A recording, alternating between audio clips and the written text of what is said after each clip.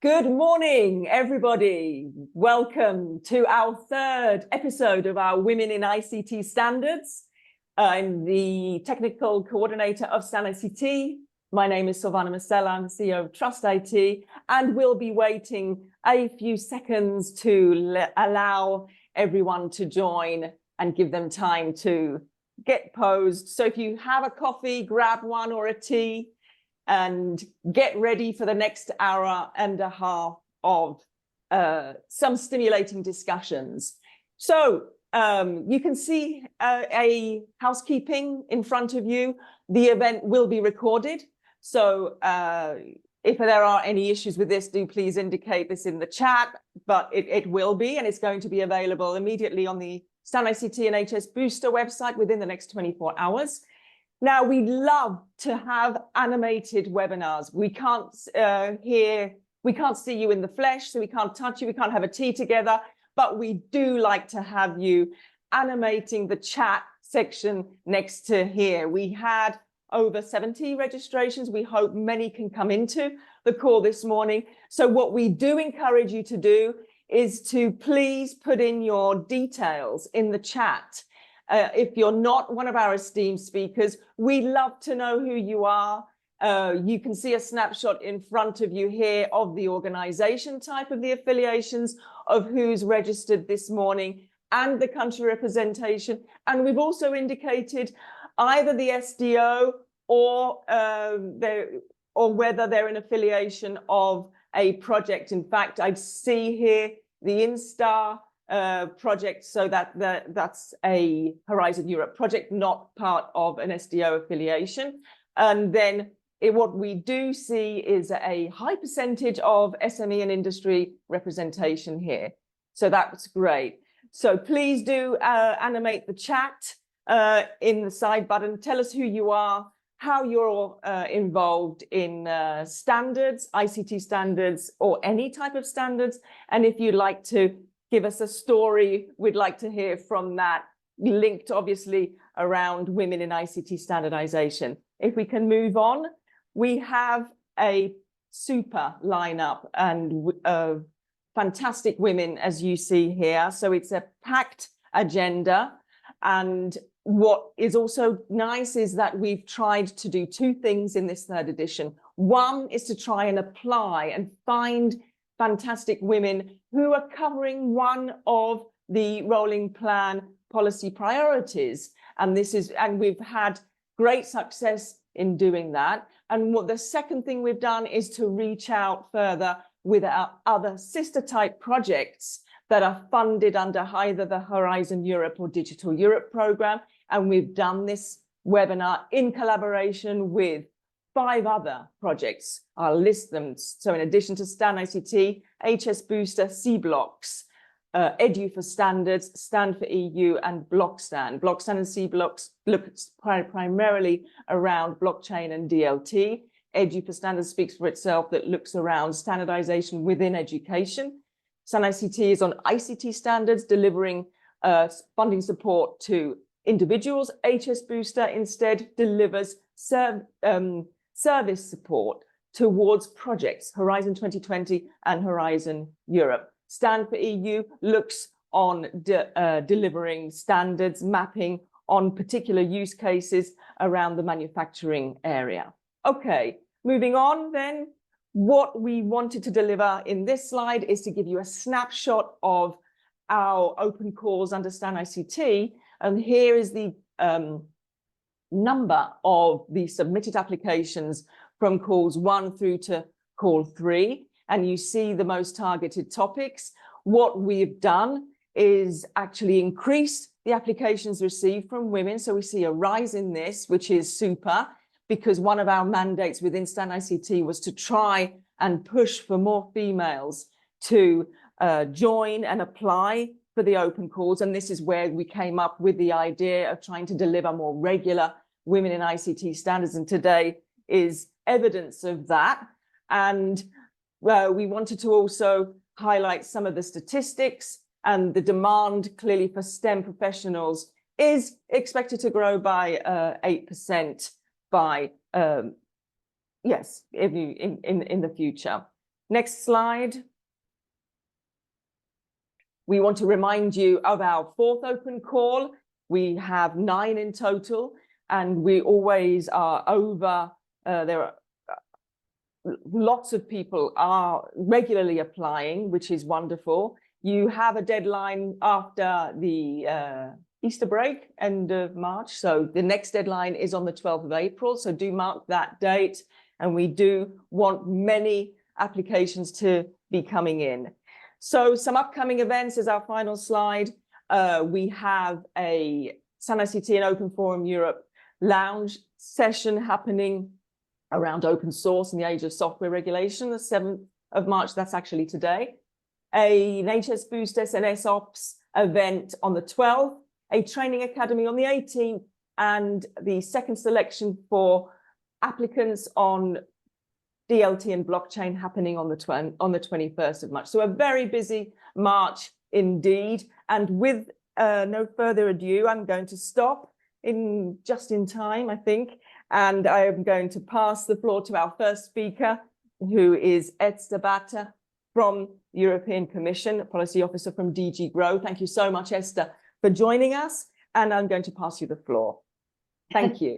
Yes, hello, everybody. Thank you very much for the introduction. And just to say that I feel very honored to be here today and be able to share some of my perspectives as woman working in standardization policy.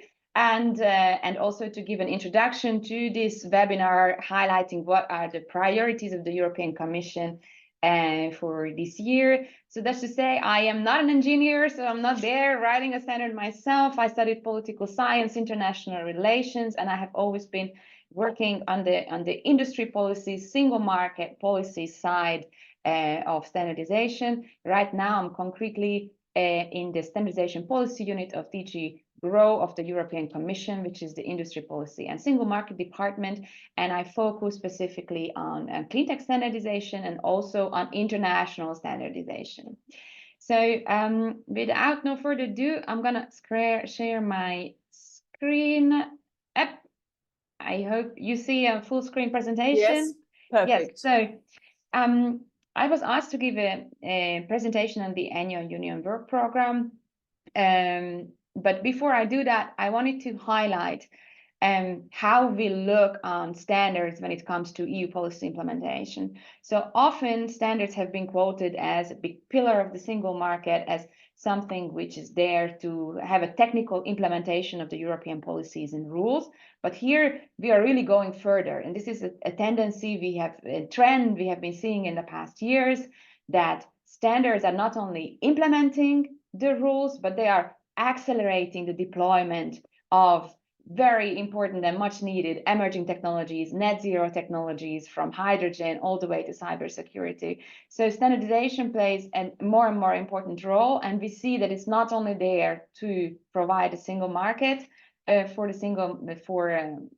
harmonized products in the EU, but it very much plays a role in terms of the speed of the deployment, for example, of targets we have in Repower EU and deploying certain amounts of hydrogen by 2030 or by 2050. So it's a very key role in the competitiveness and the green and digital transition.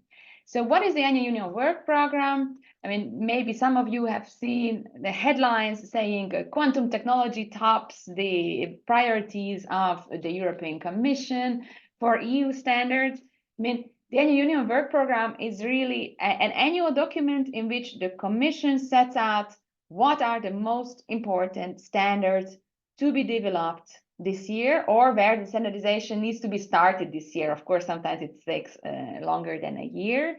We are consulting Commission departments, so often it's linked to the development of the legislation. For example, there is a new piece of legislation coming out on construction products. What are the standards needed for that?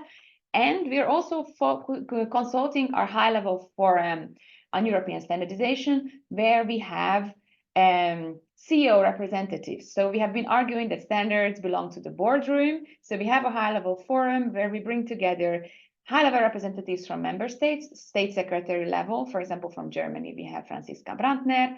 And we also bring in together CEOs of companies from the different fields where standards, some of it we are going to talk yesterday about solar power, about quantum, cybersecurity, hydrogen, to discuss standardization priorities. So this year we have collected 72 actions supporting indeed green, digital and resilient single market, and agreed on 8 absolute priorities, the first of which was quantum. It's also important, the political dimension is also important. Here, this is a quote from a Commissioner Breton, who says that the standardization strategy and the work program is going to really reinforce the role of EU as a global standard setter in these strategic areas and underpin European competitiveness and economic security. So what are the priorities? I don't want to really go through them because I think you have seen it also on the program. It's really a very welcome development from our side that this webinar is really focusing on the 8 priorities of the annual Union work program. This is actually a way for us to send a message to the standardization community that, you know, these are the ones which we would like to really have you focus on. Often this also comes with some coupled financing actually to the standardizers, not in every case, but often. So here you have quantum, which tops the list, critical raw materials, a trusted data framework, digital identity, eco-design for air-to-air conditioning and heat pumps, cybersecurity, hydrogen and electric vehicle charging infrastructure.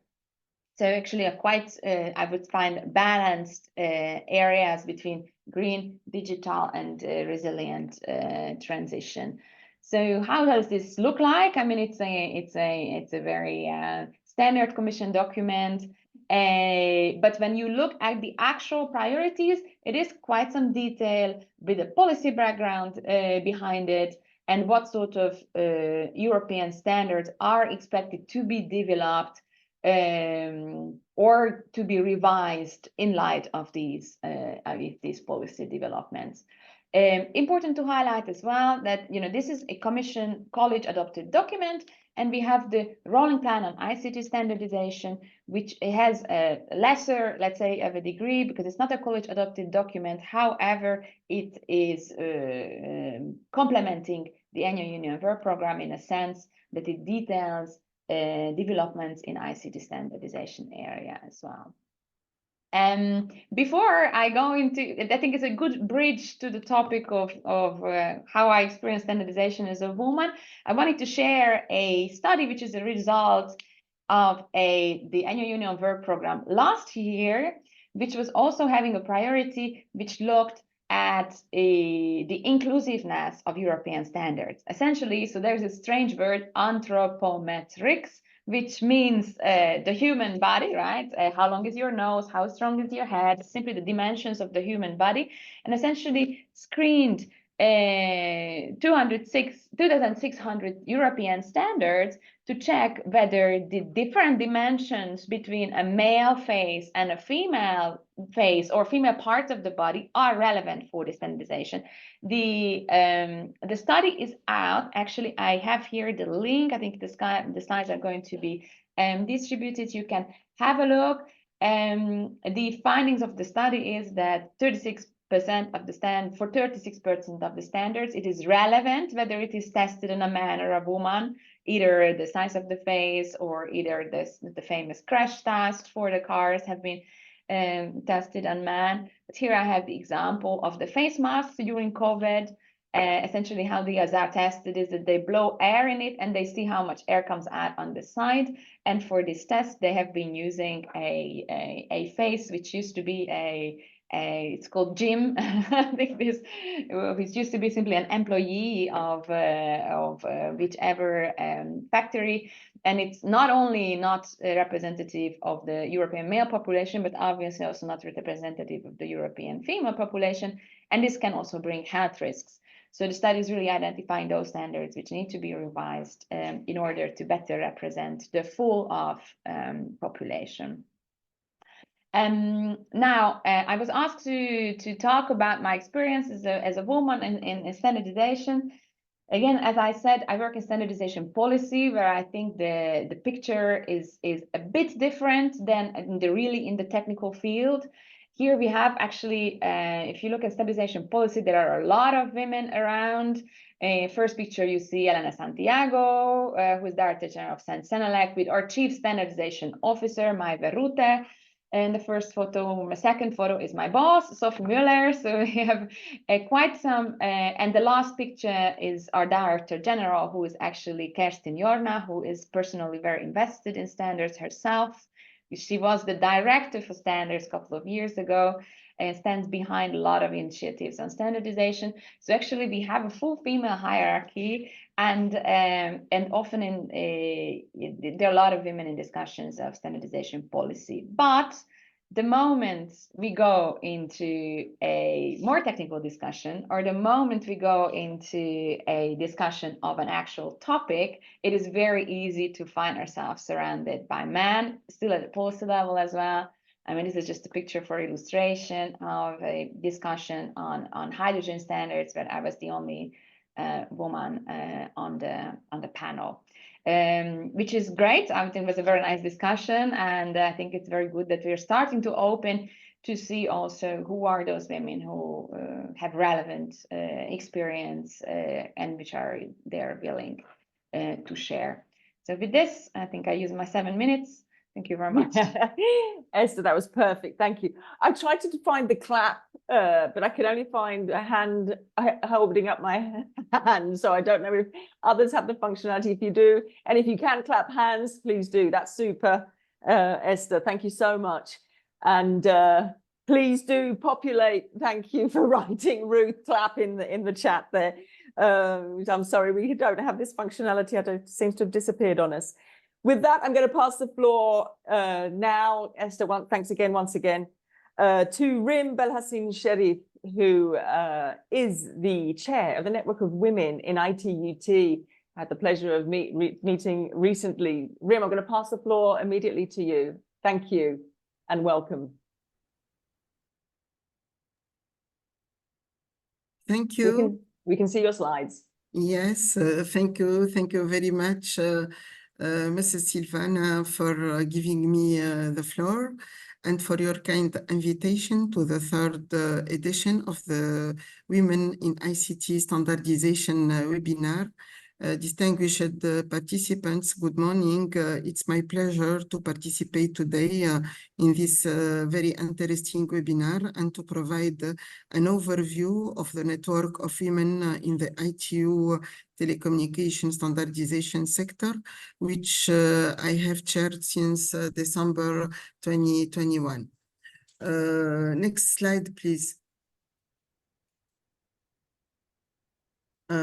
It's clear nowadays that standardization plays an important role in the effective development of ICTs, and it is essential for establishing a reliable, sustainable, and inclusive digital environment. However, there is an increasing recognition globally that women are not currently as well served by standards as men, and the ICT field is full of examples that highlight this issue, such as the unsuitability of the size of smartphones and AR, VR devices to women, and the less accuracy of voice and speech recognition software in treating female voices compared to male voices. Besides, taking statistics shows that few women participate in the ICT standards development processes and leadership positions, and this can worsen the lack of gender responsiveness in the standardization and can have negative consequences for women. Through this presentation, I will try to focus on 3 main items. First, the reason behind the insufficient participation of women in the ICT standards development process.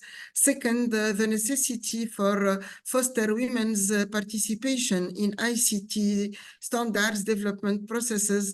And third, I will highlight some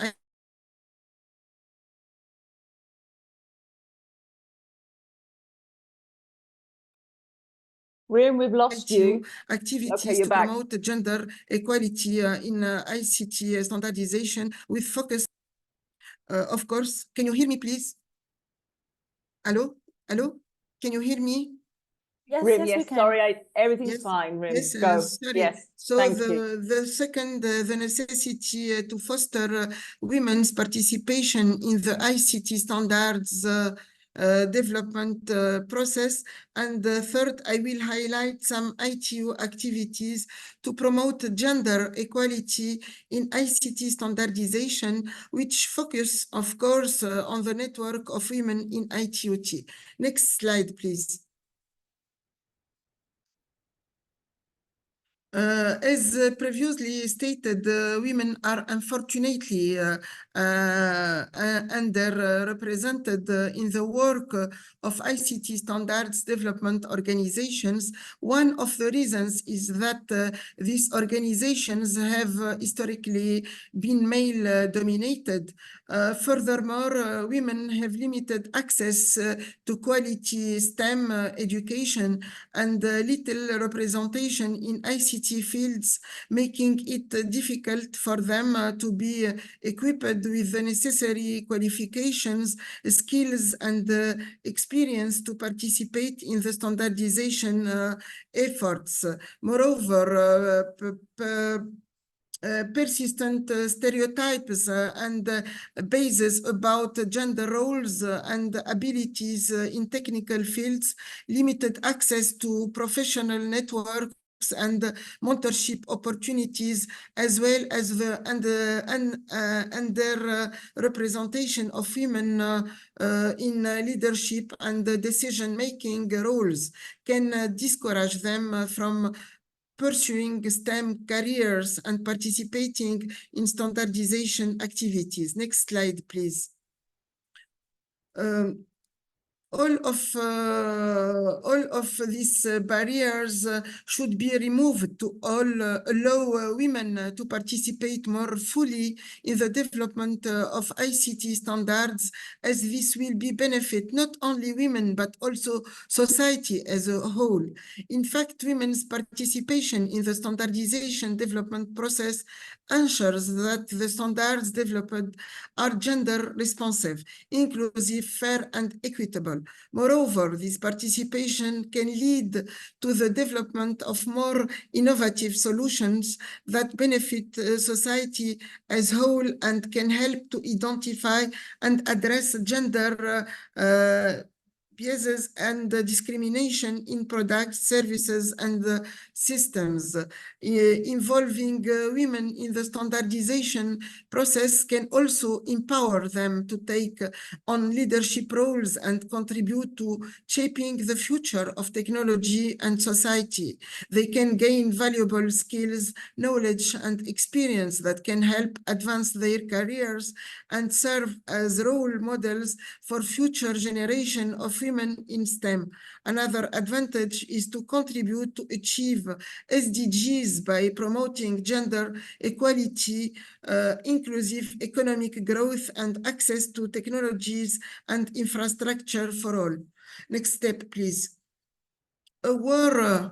Aware of these opportunities, many efforts have been made in order to enhance women's involvement in STEM and in the standardization process.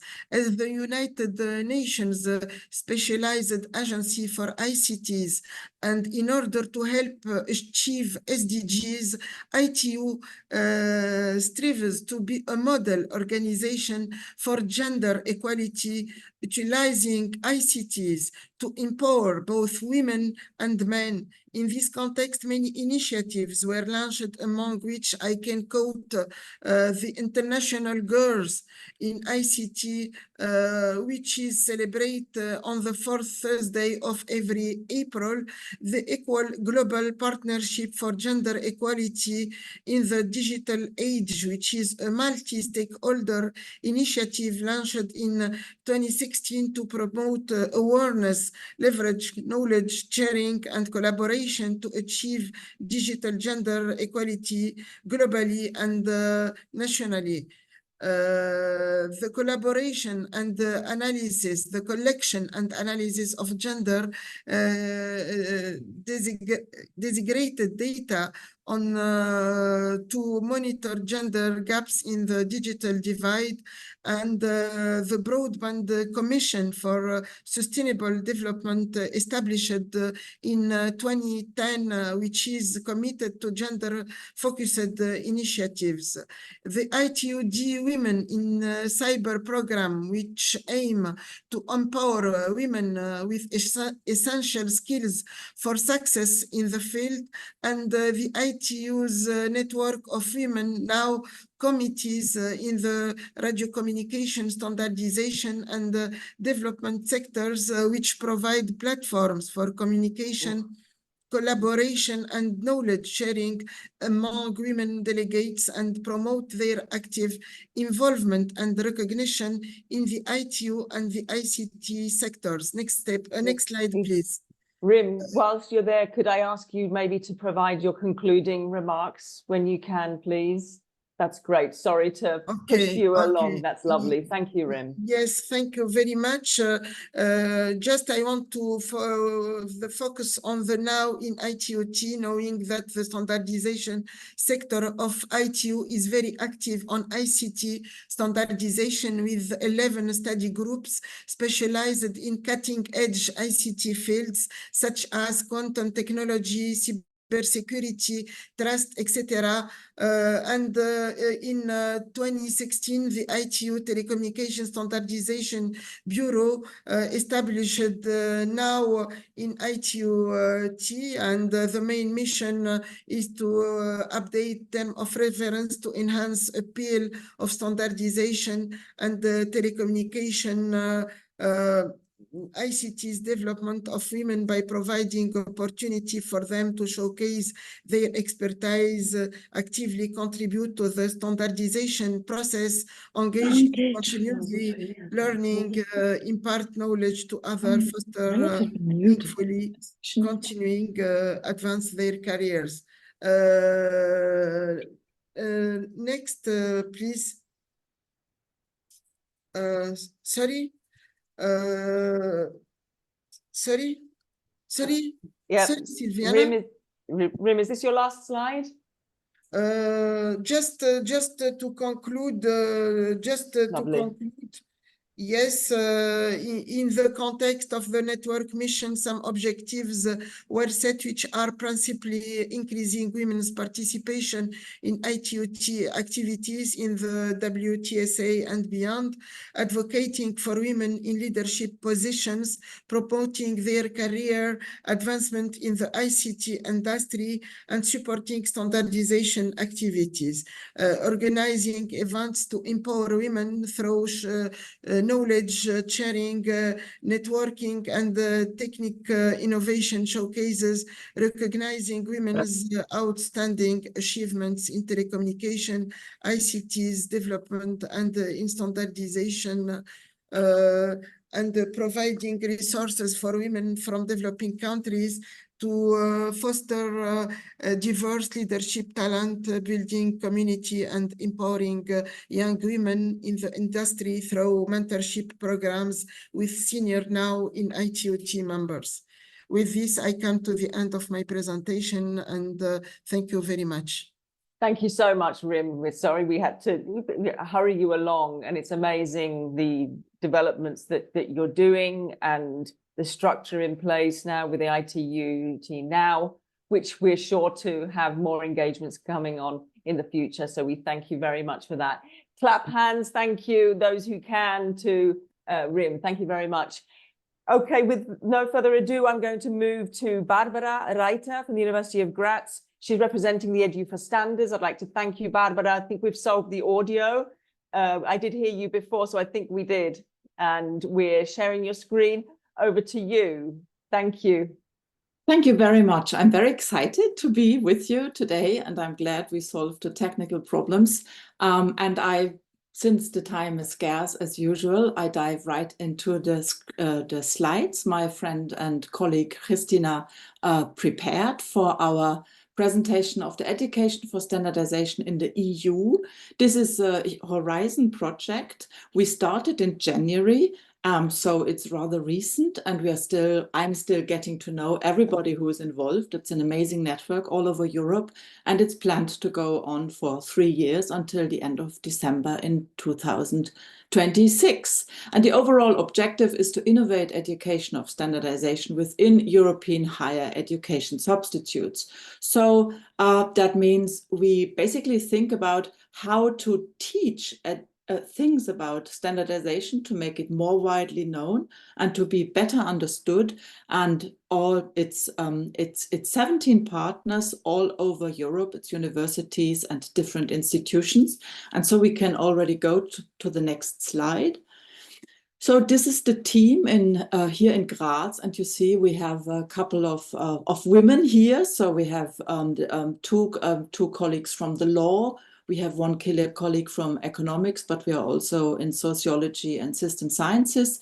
And Kristina Veljanova from the Department of Law and IT. She's also a philosopher by training, like I am. And it's always good to have philosophers aboard because we tend to pose, or we try to pose, like the fundamental questions.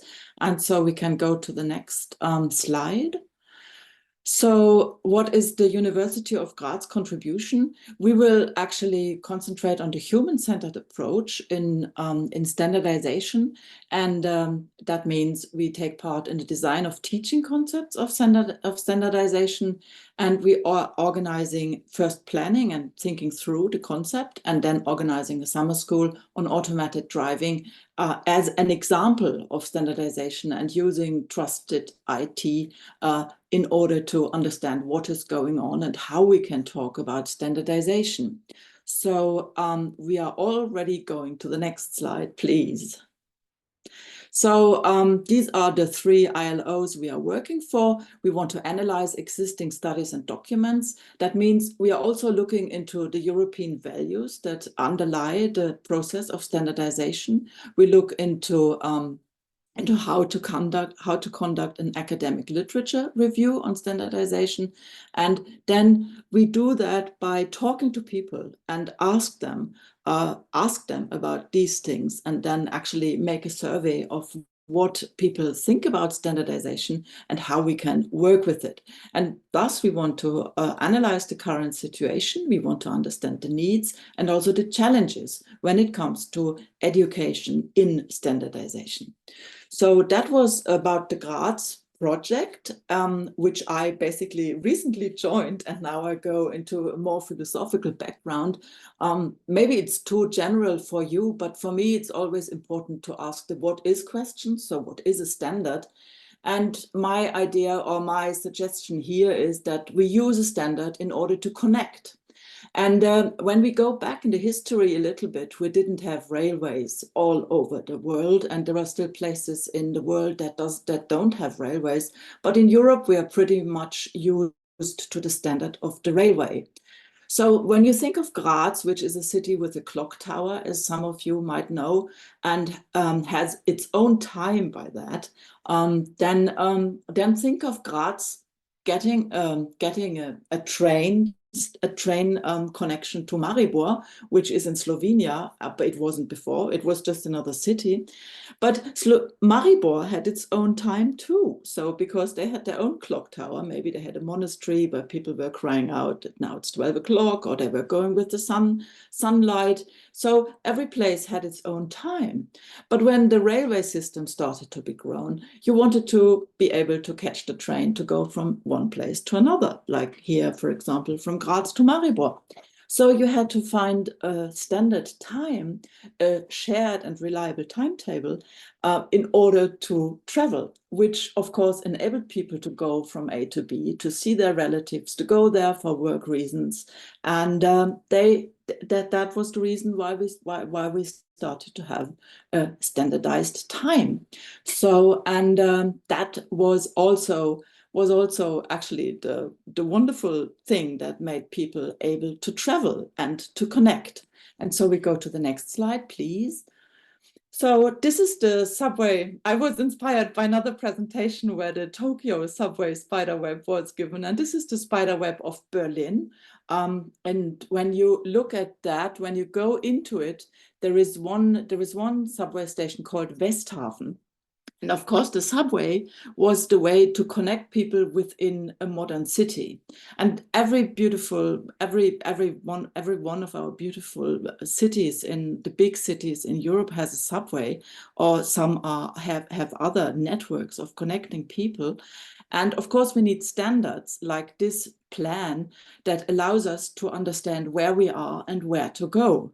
And now you can ask, what does that have to do with standardization, or why is that interesting, and how can it connect women? And so we go to my last slide, please. So this is me like 30 years ago, together with an artist and architect. Her name is Françoise Schein, and we connected in my kitchen 30 years ago. And in Berlin, I was a philosophy student in Berlin, and she was already an architect and artist. And we had this crazy project of Westhafen, which is the station you see in the spiderweb of the subway system of Berlin. We had this idea. I mean, it was Françoise's idea, but I was the one who did the project in Berlin.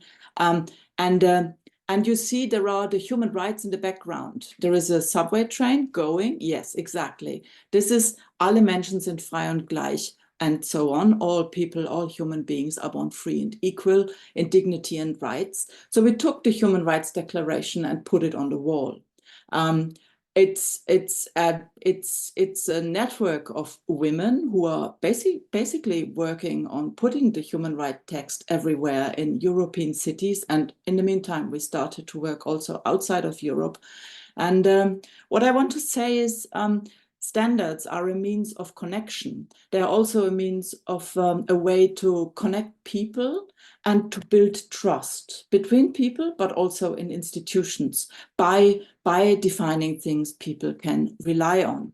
And sometimes you have to connect also different things like subway systems and human rights and interdisciplinary work between women. And for some strange reasons, women seem to be better at this than men, when I may make this generalization here. And I think it's great to be able to connect this in this way and to build trust together. Thanks for listening. Thank you, Barbara. Thank you. That was really quite emotional at the end. It's super. Wonderful job you're doing. Best of luck with the Edu for Standards as well. And I'm going to pass the floor. And can we have some claps, please? Thank you. Yes. Next up, we have Isabella De Michelis. She's representing the StandICT.eu project. She is also CEO and founder, so congratulations for that. I can imagine how many sleepless nights you have at Ernie App Limited. And we are also connected with IEC, JTC, SC35 Working Group 4. I'm passing you the floor. Over to you, Isabella. Thank you for joining. Thank you, Silvana. Can you hear me? Can everyone hear me? Very good. I have to say, actually, that I loved all the presentations that have been done, and I'm absolutely thrilled to be here to share a little bit of my experience, corporate experience, and then entrepreneurial experience and standard expert experience. I'm a woman. I'm not an engineer other than by training. I also share with Eszter a background in international relations and policy. And actually, what I really would like to emphasize as key word of my presentation is the word trust. We're talking here about standards. Standards, it's all about trust. It's about getting together. And whether you are a large corporation trying to push new technology, especially in the ICT area, to serve a wider community of consumers and users or partners, or whether you are an SME and you're trying to access that technology and you need actually to have it standardized, to have a fair access to that technology, or whether you are in academia and you're contributing to evaluate, assess if the standard is good enough to have a longer life generation than just being, discussed by the industry. And then at the end, it boils down that it doesn't really fly because the market is not ready, because the users do not understand it, because the politicians may have divergent agendas. We shouldn't be forgetting standards. It's also about industrial policy. It is about internal market in Europe, and we really love it. I can speak as an SME today. I'm the founder of an Irish SME active in the privacy design space. The app is called Ernie app, and it's a remote control for managing all your privacy and consents on social media, on search engines, on gatekeepers. Now, who knows about this word, gatekeepers? Fantastic, Eszter. Fantastic, Silvana. Fantastic, Luisa. The European Commission has built a whole new strategy, digital sovereignty, and defined certain companies that have incredible strength in the market and have also control on how the technology evolves and is adopted as gatekeepers. And why this is relevant for the standardization conversation we have today? Because the interplay between policy and standards and technology, it is so fundamental that unless we invest a lot in education within the young generations of women to be able to work with new standards and see the correlation with policy, it is utmost difficult for the institutions, even for the European Commission, who's pushing for new standards, which is pushing for new industrial revolution and transformation. Unless we have the education step within the very young generation, with a lot of STEM careers to be developed in the very young ages of colleges and universities, then it is not just a question of gender gap. I see the problem a little bit wider. It's not just the women that are not sufficiently represented in standards in Europe.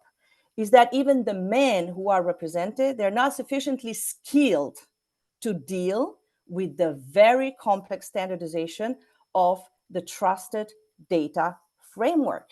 That is one of the biggest priority of the Commission. It's one of the biggest priority of the society. We know what it is, the adoption of AI. People now jump on AI.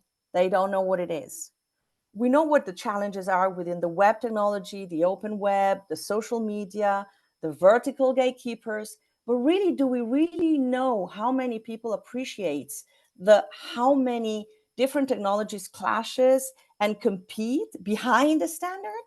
So I think we do have, as SMEs, I'm an SME today, but I've been spending most of my life, more than 20 years, working for large corporations in deep tech, networking technology, wireless technology. So I've spent, I think, 20 years of my life working with ESSI and 3GPP environment. It's quite a successful experience for the industry to have contributed to really important standards. These are the standards that are the backbone for terminating calls between mobile phones, between connecting multi-devices with multi-frequencies, with multi-modes, transformational communication technologies that all collide into a phone. And the user, when he gets his phone in hand, he doesn't really understand the complexity behind. It's been ages of time to get that done.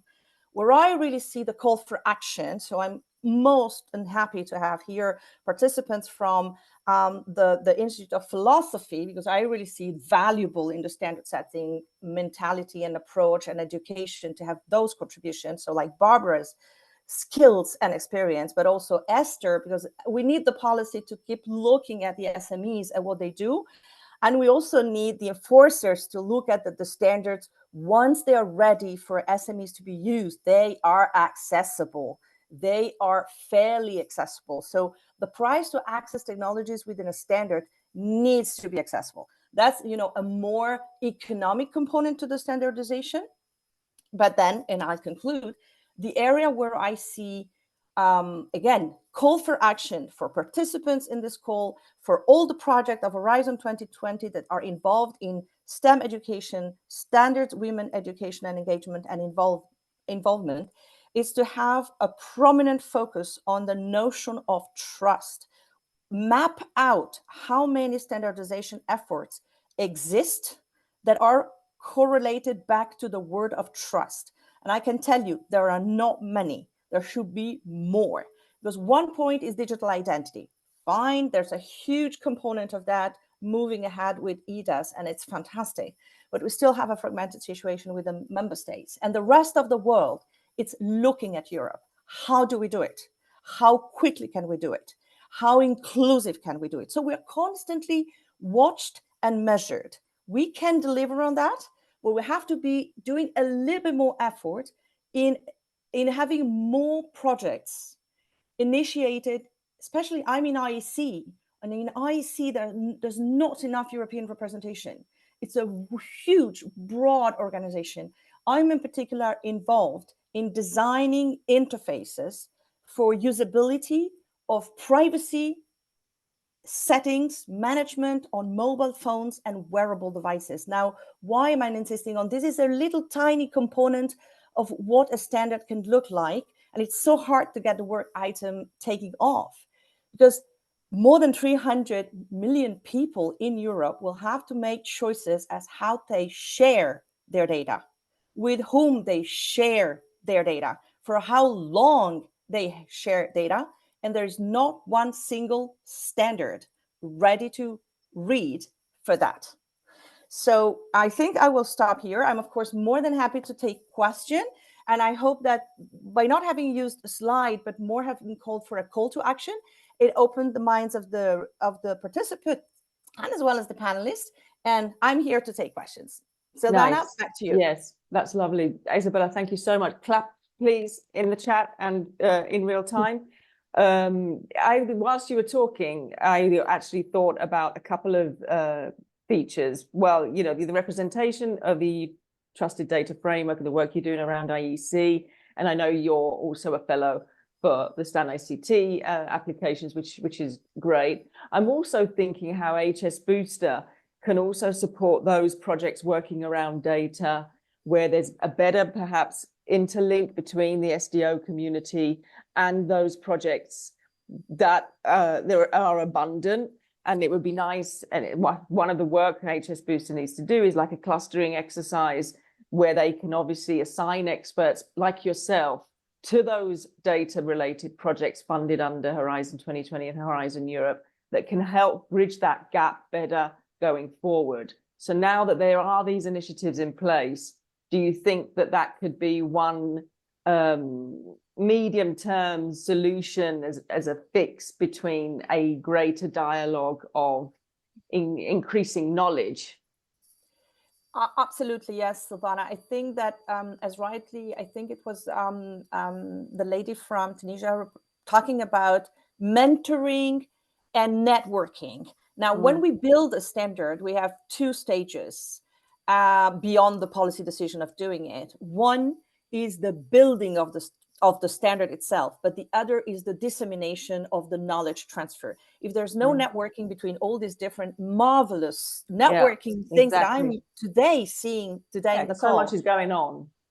There is a little bit too much going on for all of us to be capable to tap each one on what we would need at that particular moment, but having like a repository or a place to go just for enhancing the silos of the networking, I think it would be massively relevant, including for when we need to appoint new experts into new groups, because we have a physical limit that is 24 hours a day work, even 7 days in a week. We still need more experts sitting in the working groups and voicing what the requirements are.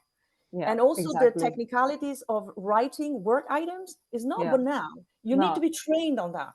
And you need to negotiate and you need to get it through without battling, because it's a collaboration effort. So yes, I would see it as wonderful Horizon 2020 umbrellas, broader networking, scoping, fantastic.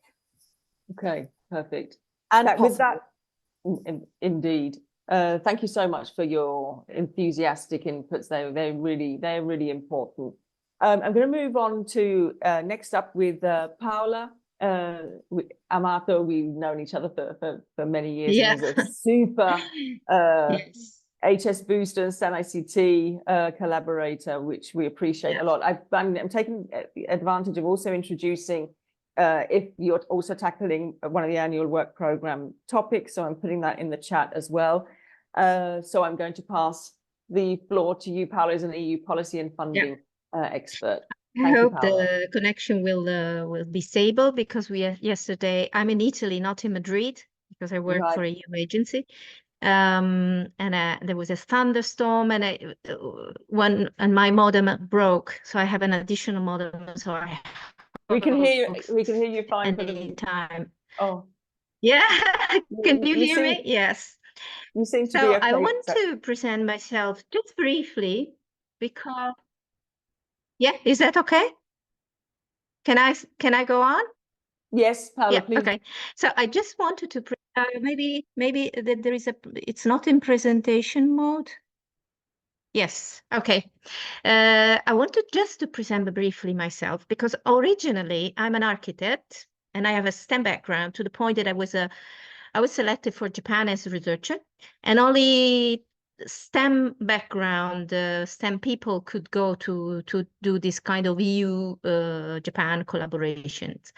But I have also very interesting background, especially for Italians. I took on a master in lobbying, a new decision process, which is with a thesis also on what is the contribution of elected assemblies, parliaments and senate to the EU legislation process, which is extremely important in any field you would like to apply. My first approach to standards, and this is funny, when I just finished university, I was 25, something like that. I got approached by one of the largest standard organization, and I went to the interview, and I didn't know what it was exactly. I had an idea because as an architect, we worked on these UN uni standards or other, but they just simply, when I asked them what I'm gonna do, what is exactly the job, they said, you just stay in the lobby and listen to the conversation, try to create a good environment, help the supervisor, male, of course. But this is weird because it is exactly what I've done over the years and which is extremely useful. So I would rather say they wanted something like a junior lobbyist, which is funny. But however, my expertise concerning standard was also enhanced when I was in Japan because I was working for an institution which was the which was the body who produced technical legislation for technical standards, for example, resistance of building to the wind or fire, or something like that. So I was in the middle of an organization that worked with standards, which were once discussed, which were brought to the Diet, which was the parliament, to become norms. I put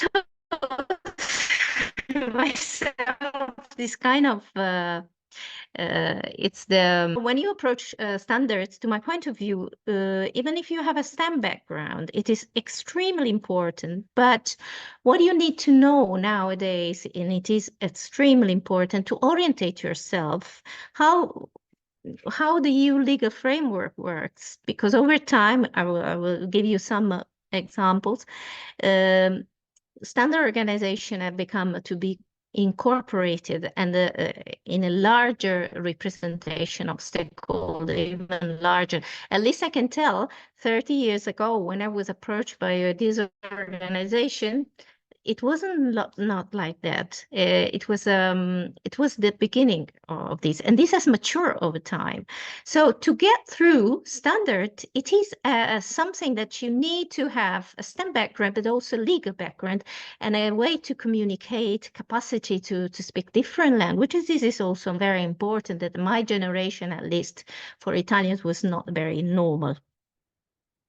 So let's see. I want to bring especially my experience as HI booster, which I regard in all these years as a professional, is one of the most rewarding projects, I must say to Silvana, I've ever worked on, because you really work with people, support people. I want to share with you which are generally the problems I have encountered and which it is the kind of advice I have to give generally. And I think it has been very successful.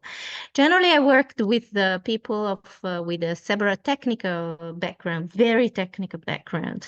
Concerning hydrogen, it is important that the project, because I advised the projects funded by Horizon 2020, Horizon Europe recently, they don't have a general orientation of the EU legal framework, which is very difficult to acquire. So my role was also to facilitate the host of information that can be retrieved online from the European Parliament, especially policy papers, which are very synthetic and very useful. And also to understand, and this is very important concerning hydrogen, as you all know, there is a transition because of the war in Ukraine, because of the energy crisis. It is extremely important to understand how valuable is the work of the EU institution in this evolving scenario to shift from fossil fuels to hydrogen, for example, which is quite challenging. So the complex scenario needs to be understood, and what is the state of the art at the moment. And also, in many cases, it is also important, I advise, on which could be the area of a standard that needs to be revised or need to be improved, or to produce some and work jointly with the standard organization to create new standards, which the previous speakers also represented as a very complex process, negotiations process.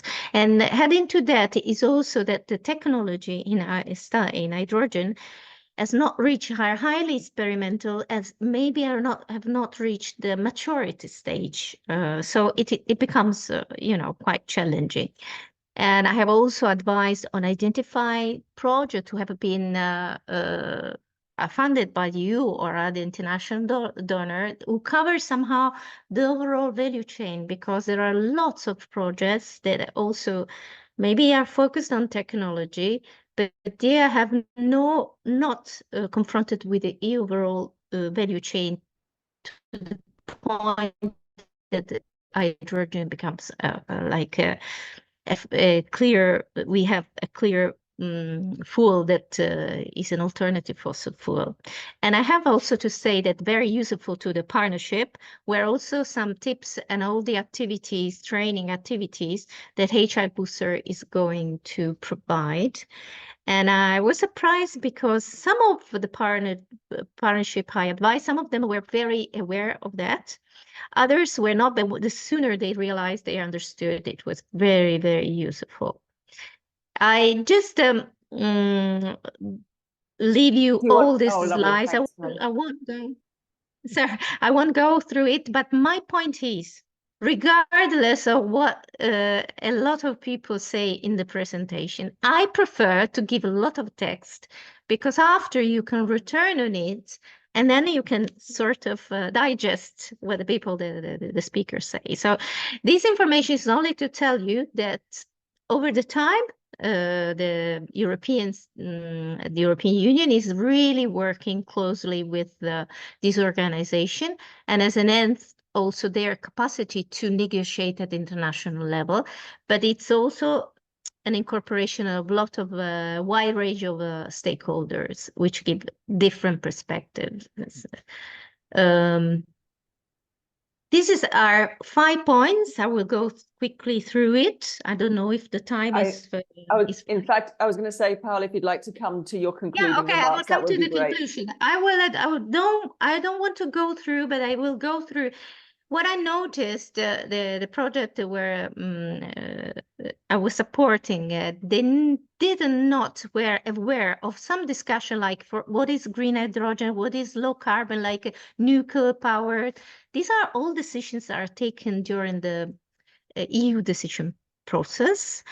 Some of the partnership were not aware about, how to overcome this embrittlement using, the existing pipes of gas, or even the more complicated concept of additional. I will leave it to you all this, but please be aware that most of the partnership were not aware of this aspect, which I think should be monitored. So I will come back to the conclusion, my role was to provide all this host of information, discuss with the partners, help them especially to delve on the individual capacity of partners who have maybe they can reach out their standard organization national level. So there was a very diversified representation. And also to monitor, constantly monitor EU legislation and use the opportunity of HR Booster. My quote actually is, I should remark strongly, because I'm a STEM background, this has come really useful over time because this boosts women talent to navigate the complexity of standardization. Of course, combined with the legal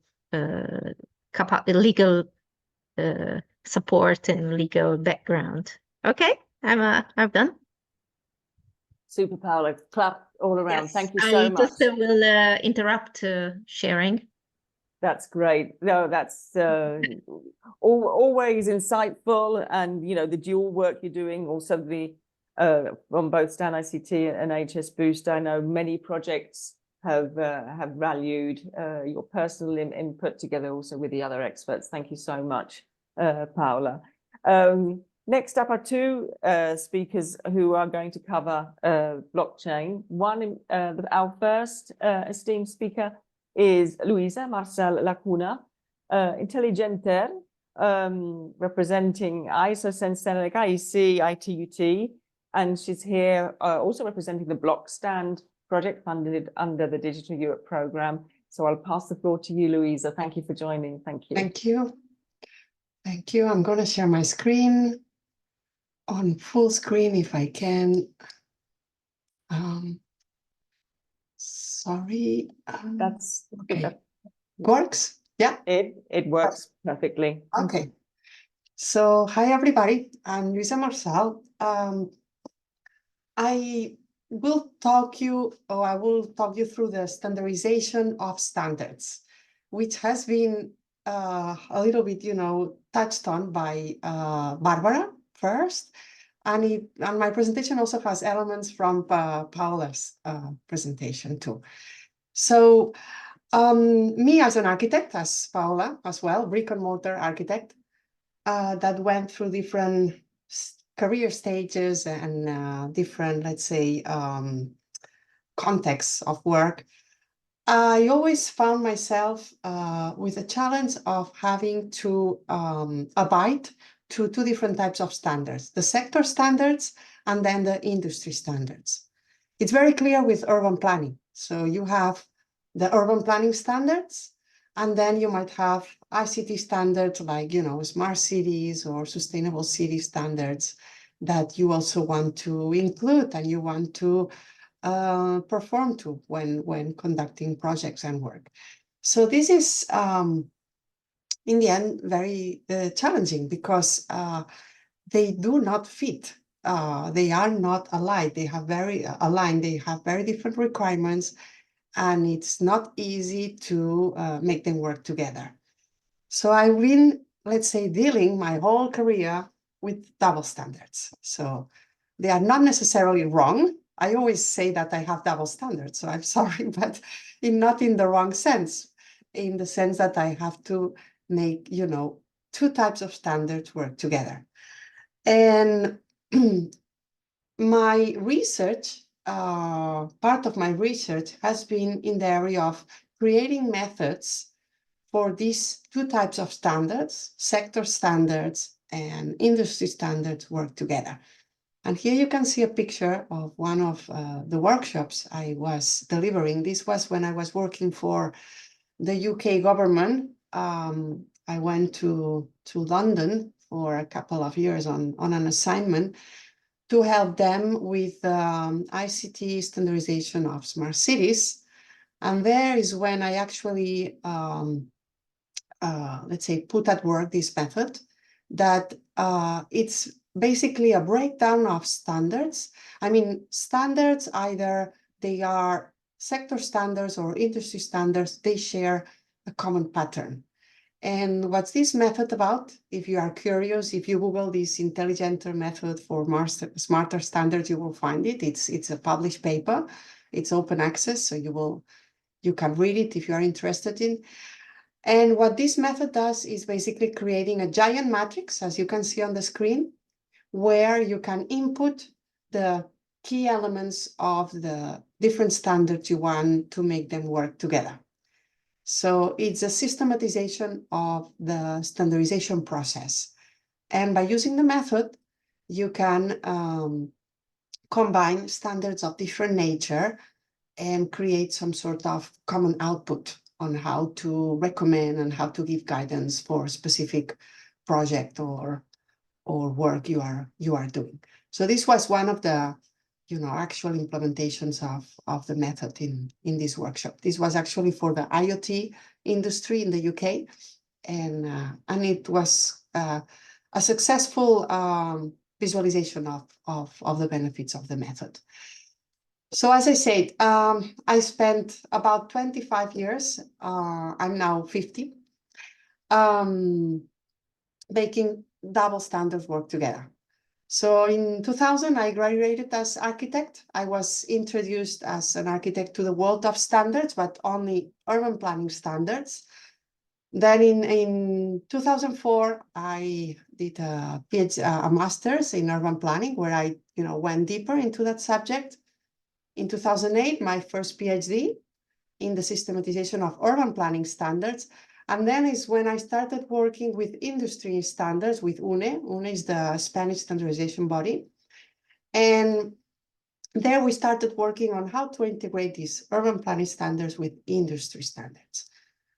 Then 2011, I did my second master's in IT, applied IT, and then continued working on this systematization work. But then, with a strong bias towards IT.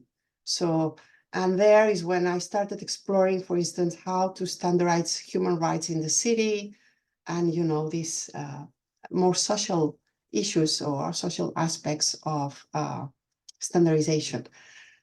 In 2014, I completed my second PhD in IT, and then I started work, but in how to integrate, let's say, IT standards coming from the developer world, precisely in the area of blockchain, which is my expertise in terms of IT.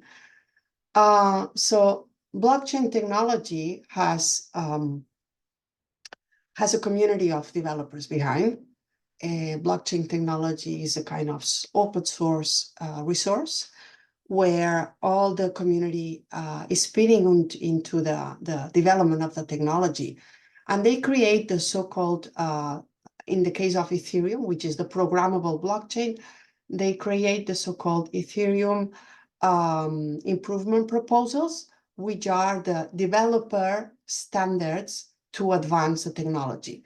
So now the challenge I'm facing and I'm working on in the context of this Blockchain grant is how to integrate, in this case, sector standards, but coming from the developer community for blockchain, with industry standards on the same area. And it's quite, I would say, difficult because developer standards, they are super technical.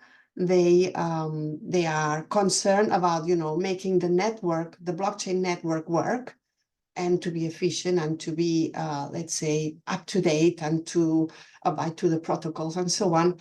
Whereas the industry standards in the same area are taking into consideration existing regulations in the area of identity, like the EIDAS European Standards or GDPR concerns and things like that. And integrating these two types of standards in this specific area of IT and related to blockchain, it's quite challenging and difficult.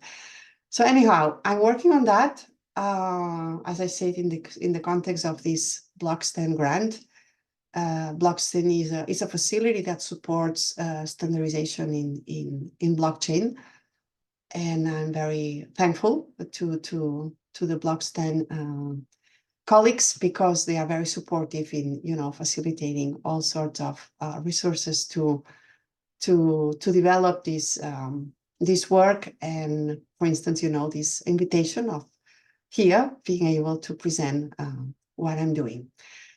And yeah, so this is pretty much what I wanted to say.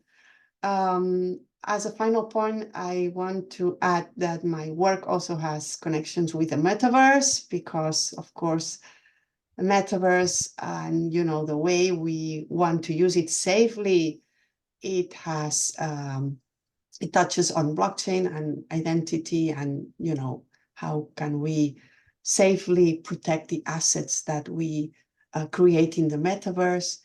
So it has quite a number of ramifications that I'm trying to integrate and deliver in a single proposal for standardization on blockchain in the context of developer standards and industry standards. Thank Brilliant. Thank you, Louisa. Clapping, very, very good. And yes, agree on the impressive CV. Remember, Louisa, you can take advantage also of the StandICT calls as well. If you have a separate application you want to do solely around metaverse, or it's more related to metaverse with blockchain incorporated, then also bear that in mind with the fourth call closing in April. But thank you. We'll probably reach out to you actually on the metaverse feature for efforts we're doing there. Thank you once again, Louisa. Our next speaker, Sudha. Sudha, thank you for joining us. She is part of City, and she represents the sister project of Blockstand, which is called C-Blocks, which also supports experts working around blockchain and DLT. And I've actually indicated the annual work program connection is around protecting digital assets on blockchain, which is what you'll be focusing on in your talk now. So I'll pass the floor. Thank you, Sudha.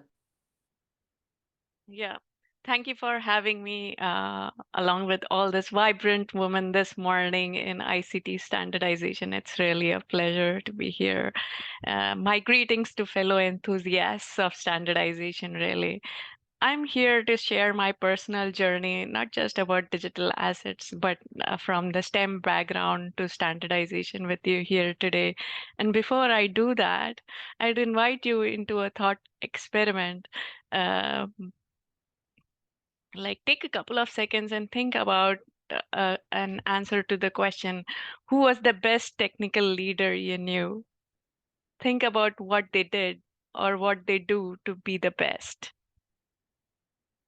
It is my conviction that every passionate technologist is on their own technical leadership journey and the story to tell. When I was young, I liked things that were a little different to what I was supposed to like and do. And the things that I loved took a lot of effort to appreciate and understand. It meant I loved mathematics and physics. I loved reading books.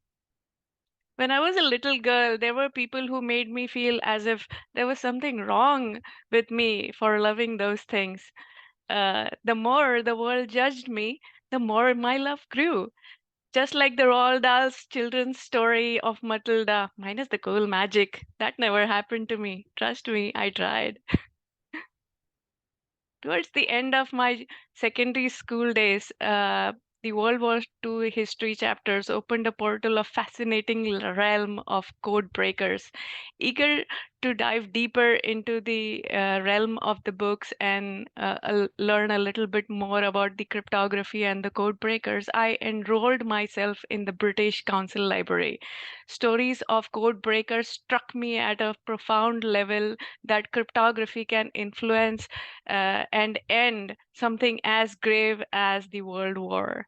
By the war's end, I learned that 75% of code breakers working at Bletchley Park were really women.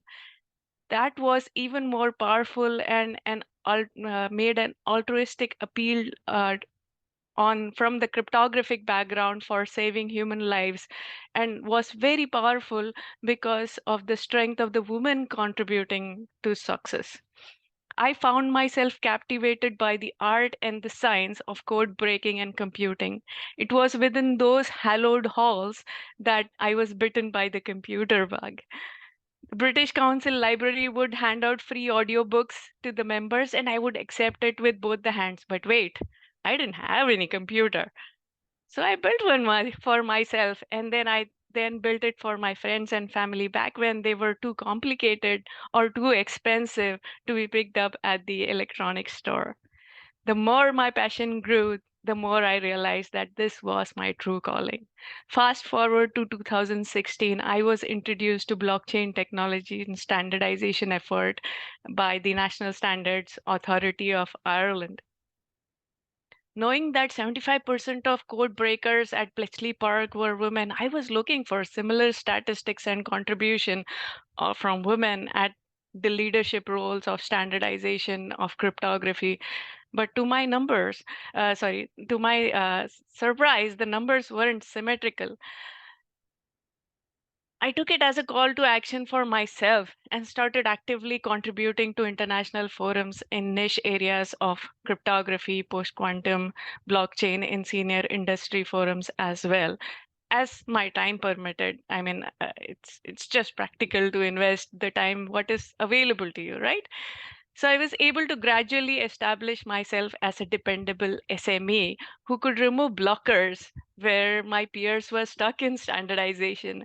And to be seen like so was really significant for me. Fast forward to now, I lead the standardization effort of smart contract security as International Organization for Standardization Technical Committee 307 Joint Working Group because they needed help with that, not just for public blockchains like Ethereum or Bitcoin, but the whole gamut of the protocols. After several attempts from my counterparts from the other gender to make some progress for nearly 3 years, they were still stuck. So they have passed that baton to me, and I have proudly taken it apart.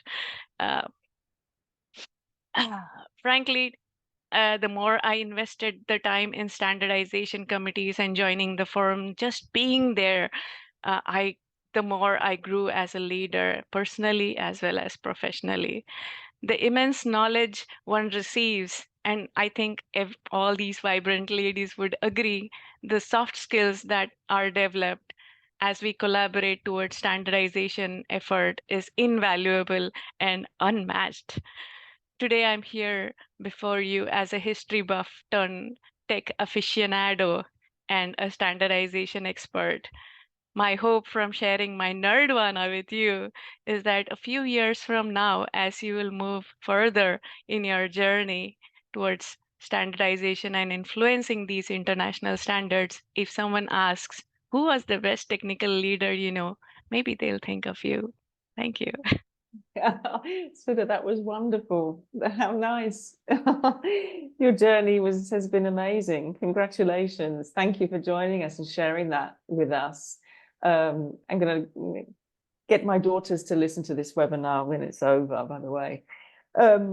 Moving along, we have Sandra Feliciano. Sandra, lovely you to have joined us.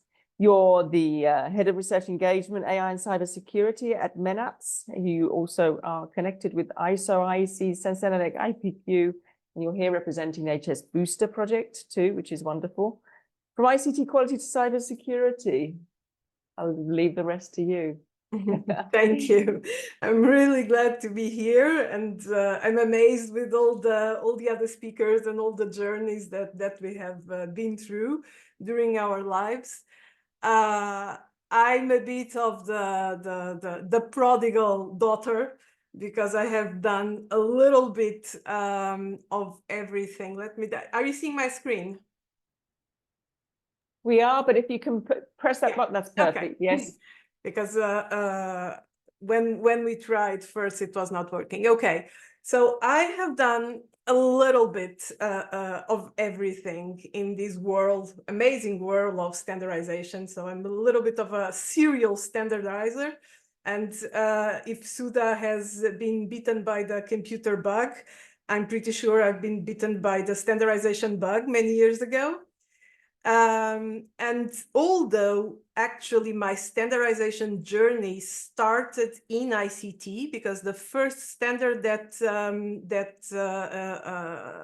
was put on my lap in 1997 was ISO 9001 quality management, and I was mandated to develop a management system in a computer manufacturer. And a few years later, the first technical committees that I joined were actually very ICT oriented because it was SC36 from GTC1 of ISO IEC and CENTIC 353. But in between that and in these 25 years between 1997 and 2022, I was really a bit everywhere and doing everything with one common element, that was standardization. I did training and I did consultancy and I did internal auditing, and then I got qualified to do third-party auditing, and I was working for the standardization bodies and then for the accreditation bodies to evaluate the standardization bodies. And I was doing this in a lot of different sectors, from aviation to food to education to healthcare, you name it. I couldn't even remember them all to put them in this slide.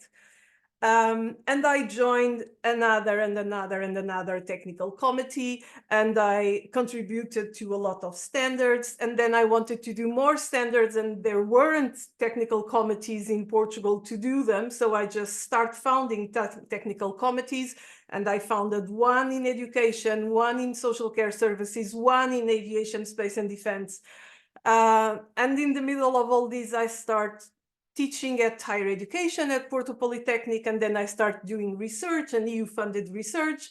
And then because I was with one foot in standardization, with one foot in academia, I decided, okay, I want to bridge these two worlds, and I started doing all my best to transfer all the outputs of research into the standardization world, so the standardization bodies could help actually do the knowledge transfer into the market. And that started going very well, and ended up with one thing that was really nice in my career, that was Senelec giving me an award in 2021 because of that work of bridging these two worlds. And in the middle of this, I was also doing a little bit of work with UNECE, two groups that I would really like to share here because they do amazing work and they need more people collaborating, which is UNECE, the StartEd group on education about standardization, and also the UNECE Gender Responsive Standards Initiative, who does a lot of work to make sure that standards are more and more responsive to gender issues, something that was already mentioned here today. And then, by the end of 2022, as I'm sure everyone noticed, because it was impossible not to notice such a big thing that was put on our heads, OpenAI launched ChatGPT. And although AI and generative AI was not something, and all these large learning models were not something new, they were new to the public, and they were. This was a big thing that happened in the end of 2022 because it democratized the usage of these large language models. And it also brought a lot of new challenges, because now we have a million of apps based on top of ChatGPT. Everyone is using it everywhere, in every sector, in different ways. And this raises a lot of ethical, technical, regulatory challenges that the EU and the rest of the world will have to face Fortunately, we have a quality infrastructure with standardization bodies that already have technical committees in these areas that are doing already an amazing job and and are being empowered. For example, like Sensenelec GTC 21 being empowered to in unprecedented time frame of 2 years to produce and publish the standards to support the EU Artificial Intelligence Act, for example. And all these raises many challenges, many of those in cybersecurity, and they made me very curious. And I decided I want to be part of this. I want to be part of the work that is going to be done in standardization to help face all these new challenges. So since summer of 2023, so last summer, I decided to start reinvesting a lot in a different path in my career and education. So I got qualified as a lead auditor in ISO 27001, which is information security. I started to do the whole suite of Computer Science 50, CS50 from Harvard, which is available for free for everyone in the world that is curious about computer science to do. You can do this via edX for free with the Harvard level of quality. I'm doing also the suite of courses that the Center for National Cybersecurity in Portugal from the Portuguese government is putting, also publishing and offering to the Portuguese citizens. And if after I finish all this suite of courses, if I still feel that I might consider a formal computer science degree, so starting a new degree. And I started last month working for ManUps, which is a very tech-oriented company, doing very cool things in AI, connectivity, cybersecurity. So I'm very happy to be collaborating with a lot of cool people that do cool things to help our customers navigate into a very uncertain future. So a few lessons that I learned along the way in this standardization world and that I would really like to leave here as suggestions for whoever is starting and thinking of entering the standardization world, which is something that I would really invite everyone that is listening today to do, because we will need all the brains and hands we can to face these new challenges. So first one is claim your seat at the table. Look for TCs that are in your interest, professional or academic interest. Request membership, because one principle of standardization is participation and transparency, so everything needs to be open. If you can't find the TC in things that you want to do, create one, okay? Approach the standardization body and explain why a given technical committee in a given subject is important and should be started, and then you start one. Second thing, do your homework. And I can't emphasize this too much, which is, first of all, learn the rules. There are rules on how to participate in a technical committee. There are rules on how to write a standard. There are rules on how to collaborate and reach consensus and discuss and so on. So do your homework, read the ISO directives, read the CEN in the internal regulations or whatever regulations apply and procedures apply to the standardization body you are cooperating with. And then come prepared to meetings.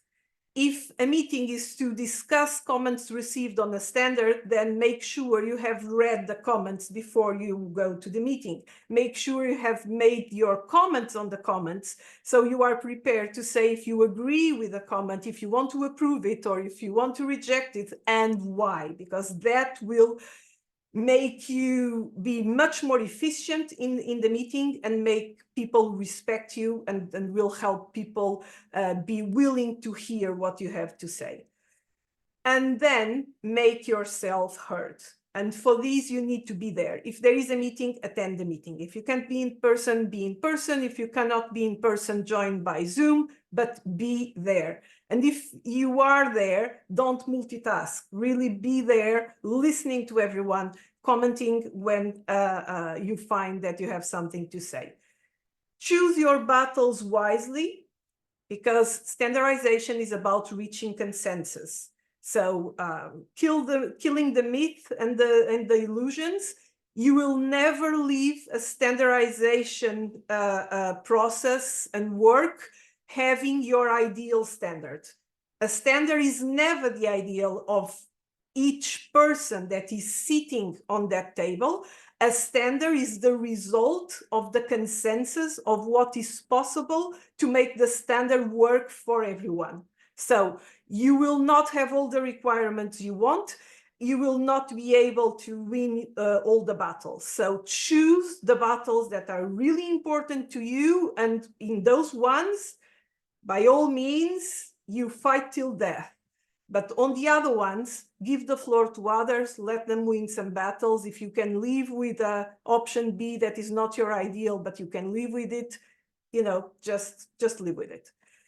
Don't be shy and speak up. And fortunately, it's happening less and less. But if you feel that people are really not willing to hear you, write it down. Write a white paper, make a formal comment during a commenting season of a standard, but make sure that if what you need to say is important, you are going to say it. And finally, never, ever be afraid to reinvent yourself. If you are an architect, as some of our colleagues here were, and then you want to work on ICT, go for it. If you come from the social sciences and education science like me and you want to go to computer science, do it. If you never standardized and were never involved in policy or in standardization and you think, oh, I'm too old to do this, you are not. At any time, you are the architect of your life. You are in power of your professional choices, so just do it. Thank you all. And thank you. I'll say it in French, Sandra, because now I'm working for a French company. So merci. Merci beaucoup to you too, Sandra. All claps all around. I'm going to whiz on. There were super comments in there, but I won't move on as I see the time is ticking. I'm going to pass the floor quickly to Marzia Volpani. Marzia, thank you for joining us. Who's an associate director at Maze, connected also with ISO, StandICT, and Uni. I'm going to pass the floor quickly. Marzia, thank you for joining. Thank you everyone. Thank you for the invitation. So let's see the presentation. Yeah, so hopefully you can see the screen. Good, brilliant. So yeah, I'm an engineer, particularly working in the construction sector, working for a company called Maze. If you've been in London, it's the company that built the London Eye, the Shard Florence Piano, and so on. I also have a PhD in ICT in the construction sector, in the built environment, and I collaborate still with academia because I really believe in the link between academia and industry, but also with working to communities. So sharing my work, I think that I'm coming almost at the last point. So something I will say something that has been already mentioned, but I think that is important to refer to the message. And my involvement in standardization is from the Italian standardization body, and then I'm leading a task group at European level for the past 8 years. And also I'm now bringing this standard at international level, working at ISO. This work has led me then to, as I will mention, meeting a lot of experts international, and also get important recognition. You can see here a picture where I've been receiving recognition by Prince Anne in the UK as the Young Engineer of the Year a few years ago. I would like to say something about the construction sector. So it's a very important sector, and not just because we use built asset every day, so our offices, our houses, the school for our kids, and so on. And is a sector that unfortunately is not very, doesn't have a very good reputation. Here you can see some disaster that happened recently, but also when you think about the digital side, the construction sector is one of the less digitalized. If we also think about diversity, if I ask you to close your eyes, I think about construction sector, probably your imagination will be, you know, a man with a vest and a helmet digging a hole in the construction site. Because in the construction sector, women are almost 10% still. And so that is something that we need to change, because we need diversity. Also for another reason, because this sector is responsible for the 40% of emission of CO2. So that is incredible. So if you think about a construction of a shed of steel, that has the same impact of 5,000 flights from London to New York. So really, we need the talent really to change this, you know, to have, if you want to have an impact, that is a sector that where we need talent. And my work has been since the beginning to work on the digital side. So how we can improve the construction sector and improve the digital side. So starting with defining the needs, what is needed for sustainability, for fire protection, also for building an asset, a house, a bridge, a road, and also to maintain later, okay? And then to create those information in an automatic way, to deliver those, and then to be able to check that the information is correct through the design, the concept design, the construction, and the operation, and then the end of life, basically at the decommission phase. So I started this work many years ago as part of my master thesis at the beginning, when I was in Italy and I was discussing my thesis, and I remember a colleague coming and say, "Oh, but this topic of digital construction will never happen in Italy for sure, but you know, why did you decide to forego to that topic?" And then I didn't listen, I continue, and I tried to work with the best in the industry. This allowed me to work and live in Finland, in the States, and then in the UK, and in other countries as well. And then I was really curious, something that also came from other women that were presenting before me, really want to go really in deeper in the topics.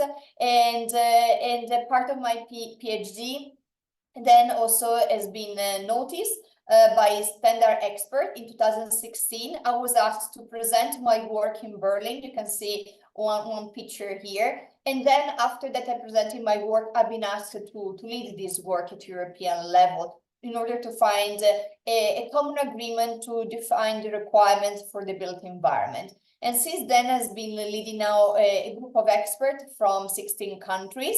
And this work is then being published at European level. Now we're bringing it at ISO level. What you can see here, my case is specific because most of the time I'm not just one of the few women in the room, but most of the time the youngest.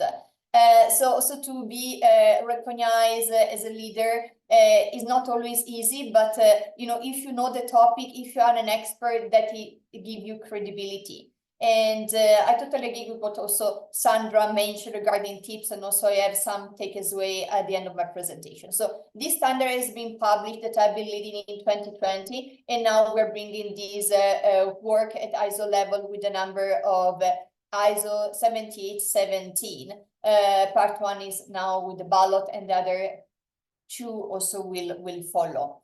So my takeaways are really, if you are passionate about a topic, really go for it. You know, bring something that is important for you, and also contact your standardization body. Find a company also that supports the standardization and value this as a work, because most of the time this activity is on the top of our day-to-day job. So you need to find an environment that is supportive. That is really important. Looking also for funding opportunities, and the StandICT is here to support you on that. It is a great opportunity because, as has been said by Sandra before, be there in person, be there in the meeting, be active, be able to find the time to focus on this is very important to move the standard effort forward. Also volunteer to lead, don't stay back, but actually volunteer if there is a group already active, volunteer to create a group, and also provide an active contribution. That is really important. And what I learned also to be a kind leader, not to emulate the style of some men, but really be the leader that you wanted always to have. Because I think that as a woman with our soft skills, really, we can bring a lot on the table. So thank you very much for your attention. Marcia, brilliant, absolutely brilliant. They're just great, these presentations. I really have, I'm just bowled over by every single one of you. It's so impressive. And we're coming up to our last speaker, who's Paloma Lanezza. Thank you for your patience, Paloma. Thank you for joining, representing SEN, ETSI, ISO, IEC. And your focus is also around the EU Digital Identity Framework as part of the annual work program. So Paloma, I love your background, by the way. I'd like to be sitting where you are now. I'll pass you the floor. Thank you. Thank you very much indeed. I mean, I prefer decoration to a standardization, but anyway, we are here today. Thank you very much indeed for the possibility of bringing together two of my favorite pro bono activities. One is feminism, and the other one is standardization. So thank you very much indeed for this opportunity. I don't want to, I know one of the good things to intervene at the end is that you've been hearing very interesting things, a very short introduction on my let's say career. I'm a lawyer. I'm sorry about that. I mean, it could be worse.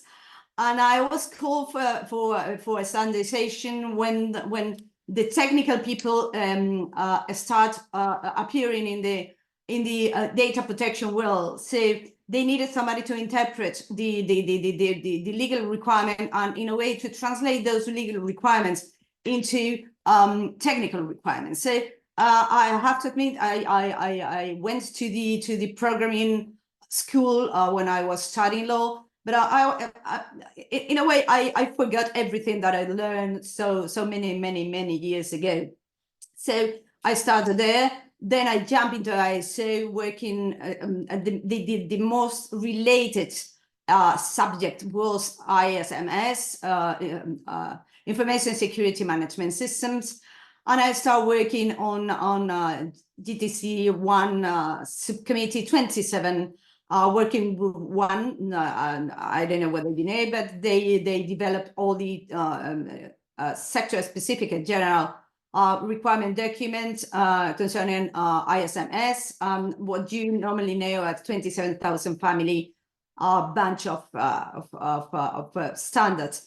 And in fact, I mean, I was the international editor of the ISO IEC 27001 sorry, on metrics, which is quite funny because I'm not a mathematician and I'm a lawyer. So I learned a lot on how to reach consensus and not to sleep for the plenaries of ISO, working on the different comments received. And I have to tell you, we'll receive more than 400 pages of comments. So to deal with that was a kind of nightmare. So you need to be patient, to know that the document is not your own son. You have to learn to kill your own son during these standardization processes, and you have to know that this is not what you think about it, but what is the best consensus that you can reach. And this is something highly complicated when you're working with men, and I will come back to that later. As I don't want to cut my experience, then I started working on the national, on the European Standardization organization, working for SEN sometimes, and now I'm more focused now on the working ESI, belonging to ETSI. And I started working there with a register email, e-delivery services, standardization, long-term preservation.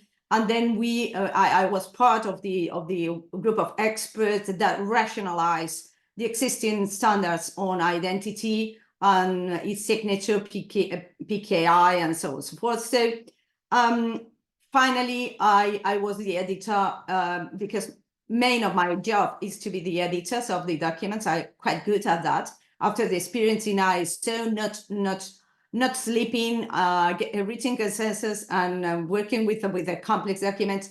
I'm not going to be humble. I'm quite good on that.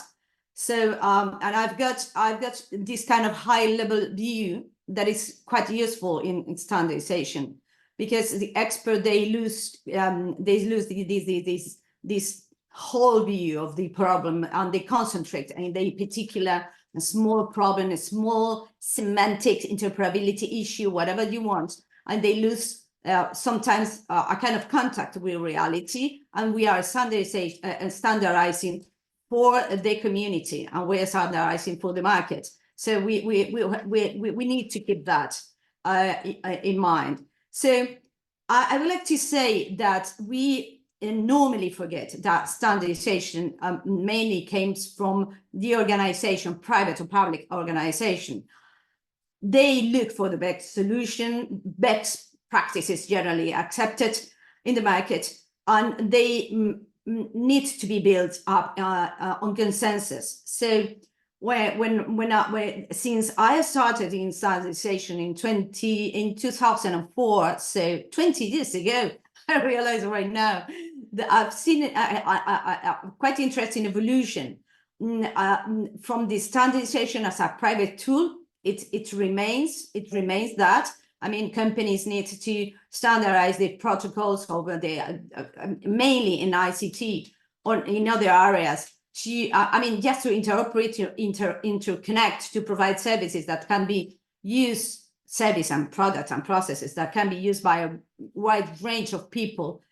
And now we are, it's becoming soft law. When you connect a regulation, when you connect a law and with the standards, you generate a new way to produce law, which is quite interesting for someone like me, like someone like a lawyer. I mean, in a way, we are drafting the new constitutional, the new constitution of Europe when drafting this text. So allow me to be to go for the feminist side more than the standardist one. I mean, the reality, what we see is that organizations don't see value in standardization in general terms. I mean, they can belong to one organization or private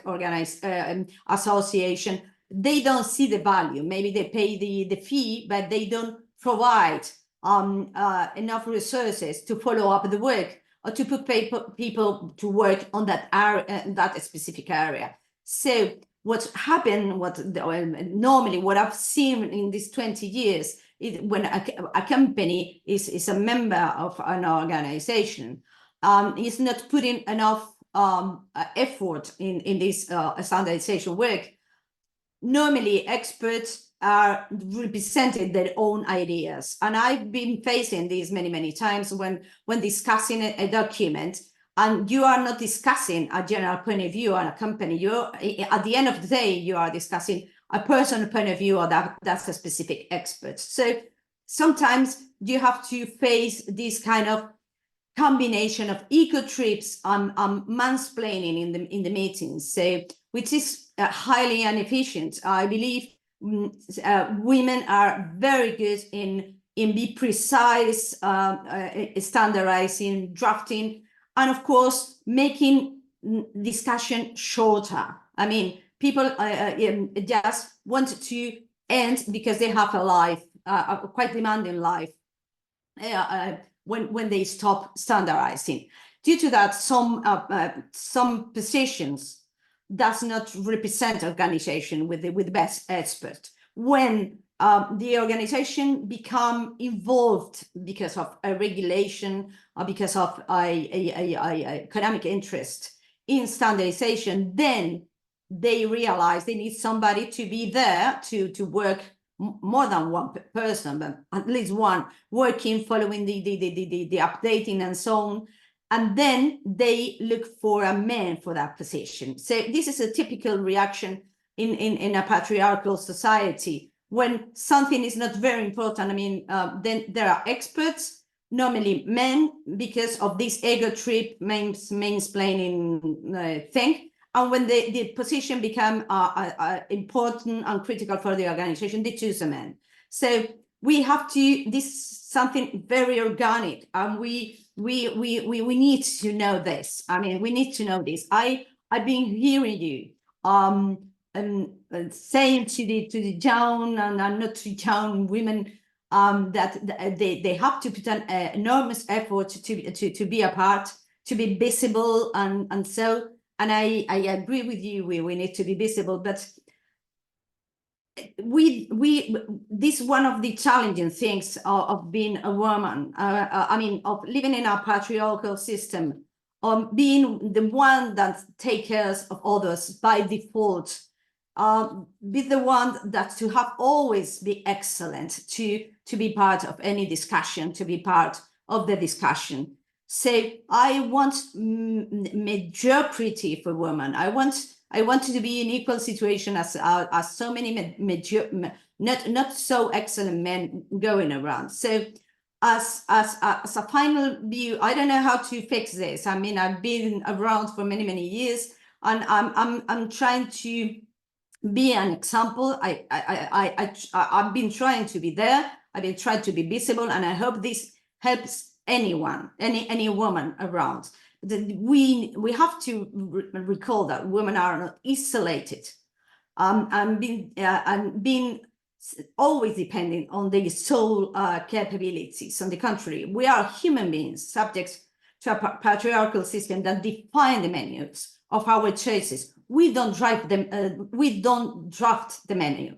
The menu is given to us, and we choose among the different options. So what I decide for us, what I desire for women in the standardization, but any woman in the world, is to have the capability, the possibility to drop the menu, and to provide the menu as broader, as extensive as possible, to encompass any way of being a woman,